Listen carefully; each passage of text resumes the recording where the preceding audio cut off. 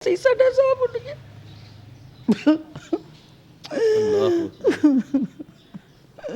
पता नहीं कमरे में होगा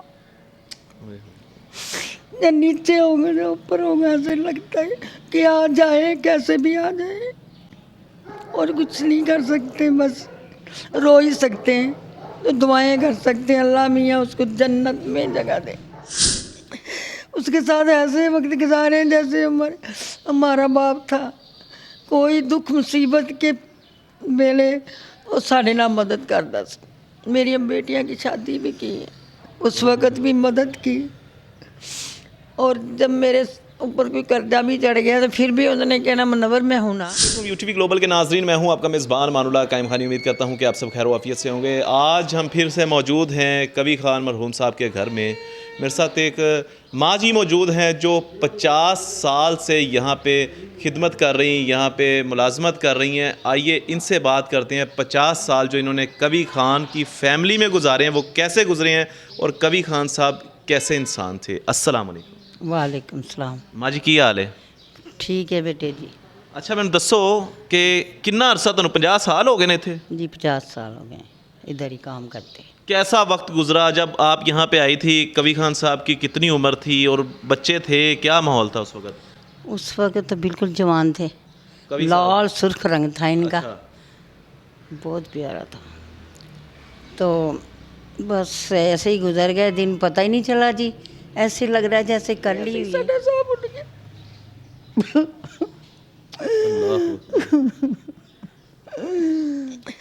उसके साथ ऐसे वक्त गुजारे हैं जैसे हमारा बाप था। कोई दुख मुसीबत के वेले वो साढ़े नाल मदद करता सी। मेरी बेटियां की शादी भी की है, उस वक़्त भी मदद की। और जब मेरे ऊपर कोई कर्जा भी चढ़ गया तो फिर भी उन्होंने कहना मुनव्वर मैं हूँ ना। सलाम करना है उसको, उसने बस हाल पूछना है क्या हाल है, ठीक हो?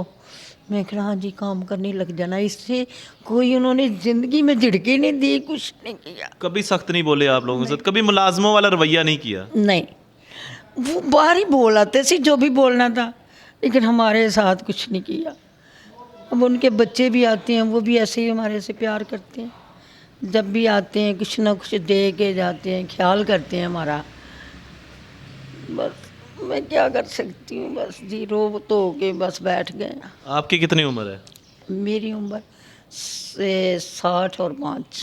65 साल? जी 65 साल आपकी उम्र है। अच्छा मुझे बताएं, कोई ऐसी यादें व बस्ता जब कवि साहब के बच्चों को आपने खिलाया हो, वो दिन याद आते हैं आज भी? नहीं, इतने थे वो उस वक्त पढ़ने जाते थे ना, छोटे से अमरान साहब भी, अदनान साहब भी।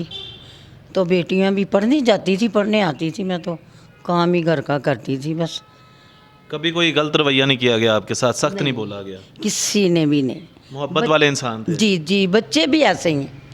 बच्चे भी हमारे साथ प्यार करते हैं और साहब भी प्यार ही करते रहे। और बेगम साहब भी, कभी छुट्टी भी कर लूँ दूसरे दिन आऊँ तो हंस के बुलाती है। अच्छा, कभी नहीं डांटती।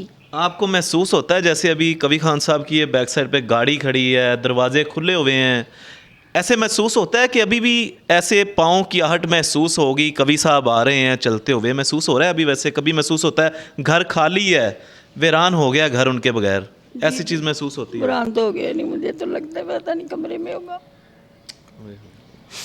या नीचे होगा या ऊपर होगा। ऐसे लगता है कि आ जाए, कैसे भी आ जाए, और कुछ नहीं कर सकते, बस रो ही सकते हैं।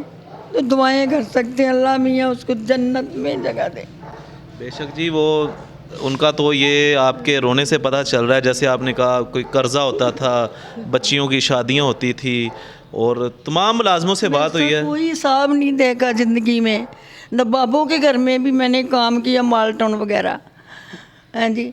वो जो सैयद तारा, उनके घर में भी काम किया है। फिर वो लीलो के घर में भी किया, जो शान साहब थोड़ी देर में किया है। बस छोटे छोटे बच्चे थे, मियाँ बीमार हो गया था, कभी उधर जा रही हूँ कभी उधर जा रही हूँ। तो बस इधर मैं चौधरियों के घर में रहती थी, इस पर करीब ही थी बस। ठीक है। अच्छा मुझे बस आखिर में कोई एक मैसेज दे दें देखने वाली आवाम को, चूँकि सारी दुनिया इस वक्त देख रही है आपको, सिर्फ एक मैसेज दे दें कोई ऐसी यादें जो आपकी कवि साहब के साथ वाबस्ता हों, कोई प्यार मोहब्बत की बातें, कोई आपके ऊपर जो उन्होंने आप जैसे कहती कर्जा उतार दिया सारे, कोई एक ऐसी बात बताएं जिससे आवाम जो है वो मुतासर हो कि वाकई उन्हें पता चले कि कवि साहब फिल्म इंडस्ट्री और ड्रामा इंडस्ट्री में तो थे लेकिन उनके अपने मुलाजमों को कभी मुलाजम नहीं समझा, उनके साथ रवैया कैसा था, कोई ऐसी बातें बता दें।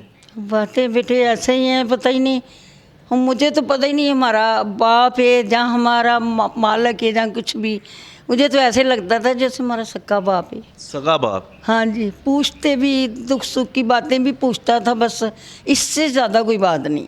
शादी की, यहाँ क्या हुआ, कैसे हुआ, अच्छी होगी, मैं कहा, हाँ जी अच्छी हो गई।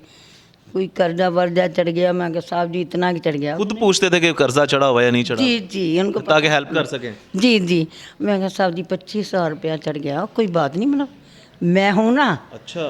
तो बीबी कहती है देख लो, साहब का कर्ज, तुम्हारा कर्जा नहीं है, ये साहब का कर्जा है, ये साहब के ऊपर चढ़ा है। हाय हाय हाय। अच्छा, और भाई अल्लाह आपको सब्र दे जी। माशाल्लाह जी, ये माँ जी जो हैं, अल्लाह आपको सब्र दे।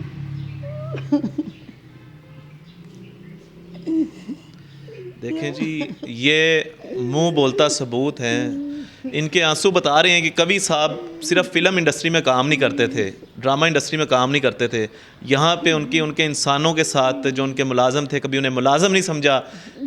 इनके बेटियों की शादियाँ हुई, कवि साहब ने भरपूर मदद की, कर्ज़े चढ़े, उन्होंने खुद पूछा कि माँ जी आपके ऊपर कर्ज़ा कितना चढ़ गया ताकि उसे हेल्प आउट किया जा सके। और ऐसे इंसान थे जो दूसरे इंसान को पता भी नहीं चलने देते थे कि मैंने इनका कर्ज़ा देना है, इनकी बच्चियों की शादियाँ करवानी है।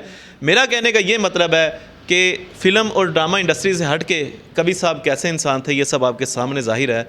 और ऐसे भी दूध डाल देते थे बर्तन में, भी ये आपकी चाय बना, चाय भी मैं खुद बनाती हूँ, रोटी मैं अपनी मर्ज़ी से बनाती हूँ कि मैं मोटी खाती हूँ, ये पतली बनाते हैं दूसरे लोग खाते हैं, मैं खुद ही अपना, ऐसे है जैसे मेरा ना अपना ही घर है, मुझे लग ही नहीं रहा कि सबों का घर है, किसी और का घर है। क्या बात, मैं अपने घर की तरह इधर ही हूँ।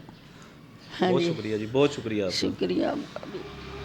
बाकी यहाँ पे इनके जानवर भी हैं और जानवरों के साथ कैसी मोहब्बत थी वो भी बात करते हैं, कुछ चीज़ें दिखाते हैं कवि साहब की ज़िंदगी से, और जो उनके मुलाजिम ख़ास थे जिन्हें उन्होंने बेटा बनाया हुआ था, जैसे माँ जी भी कह रही थी कि हमारे सगे बाप की तरह थे, उनसे भी बात करते हैं, वो आपको चीज़ें दिखाते हैं, तो हमारे साथ रहिएगा। जानवरों के लिए भी उन्होंने दाना रखा हुआ है, वो पर जानवरों को जानवरों के साथ कैसा सलूक था? बहुत ही सलूक था जी। जानवरों के लिए दाना और कुत्ते के लिए वो बिस्कुट वगैरह, वो और भी मतलब मिठाई वगैरह जो भी है, वो रोज़ाना कुत्ते को मिठाई डालते थे। सही हो गया जी। और जानवरों को, चिड़ियों को हमेशा वो रखा हुआ बाजरा, कभी चावल कभी बाजरा, वो डालते थे। कहते ये दुआएं देते हैं, ये वसीम इनको भूखा नहीं रखना, पानी डालना, दाने डालने, ये भी दवाएं देते हैं। हाय हाय। जब पेट भरता है तो वो भी दवाएं देते हैं। मैं बस साहब जी, मैं तो यही बात बार मैं कहती हूँ, वो बंदा नहीं था, फरिश्ता ही था। जैसे फरिश्ते आके चले जाते हैं, वो भी आके चला गया दुनिया में। बहुत शुक्रिया जी।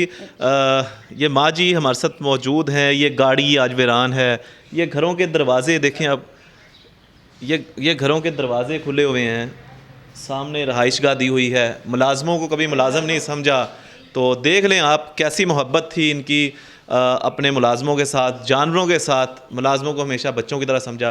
क्या कहते हैं आप इस हवाले से कमेंट सेक्शन में अपनी कीमती राय का इजहार कीजिएगा और अपने मेज़बान मानुल्लाह कायम खानी को दीजिएगा इजाज़त। मिलते हैं अगली वीडियो में, तब तक के लिए अल्लाह हाफिज़। पाकिस्तान और इस्लाम जिंदाबाद, पाक फौज पाइंदा।